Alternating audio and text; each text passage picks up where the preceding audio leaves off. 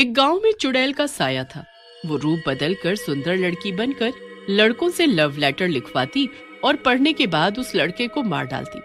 इस वजह से गांव के जवान लड़के रात में घर से नहीं निकलते थे।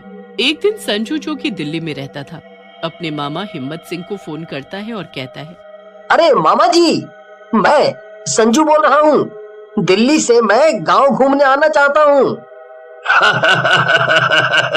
अरे संजू बेटा, ये तो तुम्हारा ही घर है, जब चाहो आओ। भला ये भी कोई पूछने की बात है? जब चाहे मन करे आ जाना। ऐसा कहकर हिम्मत फोन काट देता है। तभी वहाँ उसकी पत्नी दुलारी आती है और बोलती है, अजी तुम्हारा दिमाग खराब है क्या? बेचारे को अभी बुला रहे हो?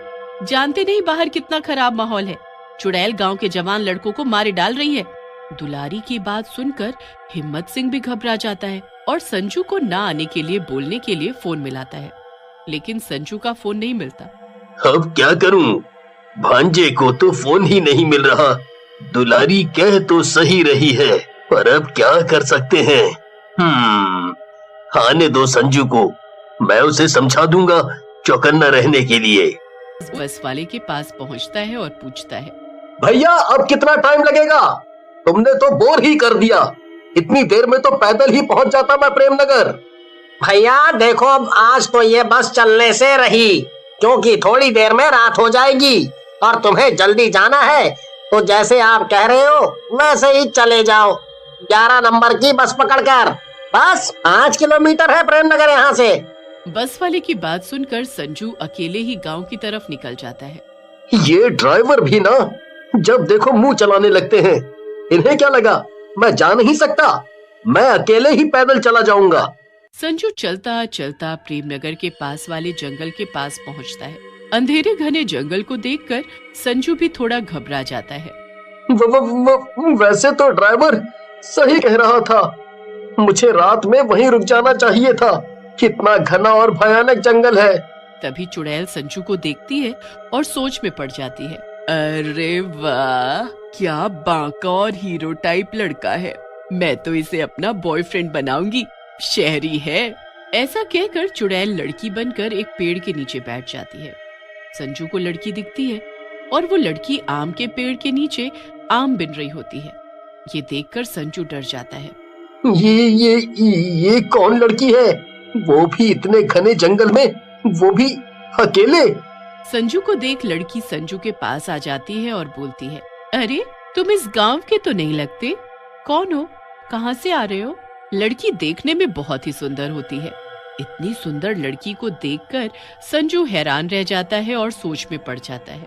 इतनी सुंदर लड़की, कहीं ये चुड़ैल तो नहीं? ये पक्का चुड़ैल है। नहीं तो इतनी रात में यहाँ क्या कर रही है? अगर ये चुड़ैल है तो इसके पैर जरूर उल्टे होंगे। संजू लड़की के पैरों की तरफ देखता है, लेकिन लड़की के पैर सीधे होते हैं। ये देख संजू का डर दूर हो जाता है और वो मुस्कुराने लगता है। उसे मुस्कुराते देख लड़की बोलती है, तुम पक्के शहर से हो, तभी बदतमीज भी हो। एक तो बातों का जवाब नहीं दे रहे हो, ऊपर से हंस भी रहे हो। लड़की की बात सुनकर संजू बोलता है, नहीं, मैं संजू हूँ और दिल्ली से अपने मामा से मिलने आया हूँ। उनका नाम हिम्मत सिंह है। अच्छा, तो तुम हिम्मत अंकल के भांजे हो। मैं भी इसी गांव में रहती हूँ। मेरा नाम रूपा है। तुम जल्दी से यहाँ से चले जाओ, रात में यहाँ रुकना ठीक नहीं है। मैं भी बस पिताजी के आते ही यहाँ से चली जाऊंगी। रूपा की बात सुनकर संजू वहाँ से चला जाता है और हिम्मत सिंह के घर पहुँच जाता है। हिम्मत भी अपने भांजे को देखकर खुश हो जाता है। देखा भगवान, मेरे शेर जैसे भांजे को अकेले ही आ गया, वो भी रात को। वाह, बिल्कुल मेरी तरह बहादुर है मेरा भांजा। तुम तो बस अपनी शेखी हाँकने लगो जब मौका मिले तो।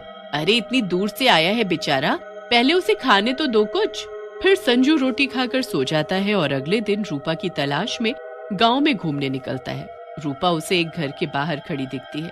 संजू उसके पास जाता है और बोलता है, अरे तुम तो बहुत सुंदर हो यार, रात से भी ज्यादा। संजू की बात सुनकर रूपा हंसने लगती है और बोलती है, अच्छा मैं इतनी सुंदर हूँ तो कल मेरे बारे में कुछ अच्छा सा लिख कर लाओ।